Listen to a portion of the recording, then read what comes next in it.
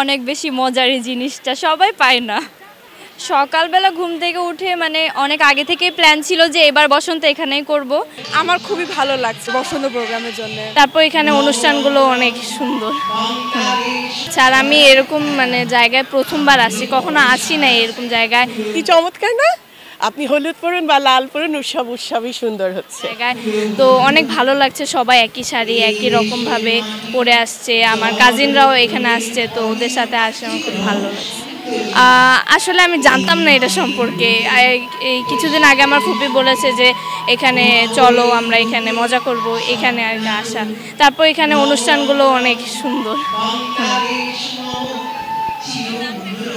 অনেক বেশি ভালো লাগছে আপু। আর এখানে এসে মানে অন্যরকম একটা অনুভূতি।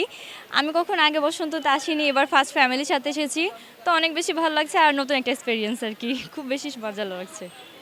না আপু নাই, ফ্যামিলির সাথে এসেছি, এই তো এটাই। হ্যাঁ, ফ্যামিলির কাছ থেকে অনেকের কাছ থেকেই পেয়েছি।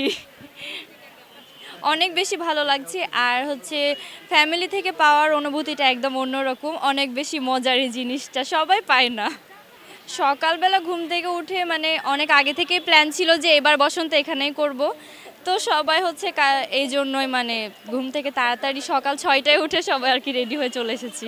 হ্যাঁ হ্যাঁ, অনেক বেশি ভালো লাগছে। আর খুব মানে অন্যরকম একটা ফিলিংস হচ্ছে আর কি। ওই ফ্যামিলির সাথেই, ফ্যামিলির সবাই একসাথেই আসছি, খালামুনি মামা সবাই একসাথে। শুভ ফাল্গুন সবাইকে। বসন্ত বরণ খুবই ভাল লাগছে, আমাদের বাঙালি ঐতিহ্যের একটি অংশ এই বসন্ত বরণের উৎসব। এই জন্যে আমি এখানে আসলে আমার মেয়েকে নিয়ে উদযাপন করতে এসেছি।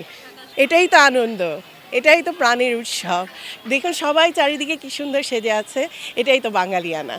আমি গত বছর আসতে পারিনি, তবে গত বছরের তুলনায় এবছরে যেটা হচ্ছে গিয়ে সবসময় আমি জানি যে সবাই এভাবেই আসে, পয়লা ফাল্গুন হোক কিংবা আমাদের পয়লা বৈশাখ হোক, এটা যেহেতু আমাদের প্রাণের উৎসব, সবাই প্রতি বছরই এইভাবে করে উদযাপন করতেই আসে। কি চমৎকার না? আপনি হলুদ পরুন বা লাল পরুন, উৎসবই সুন্দর হচ্ছে।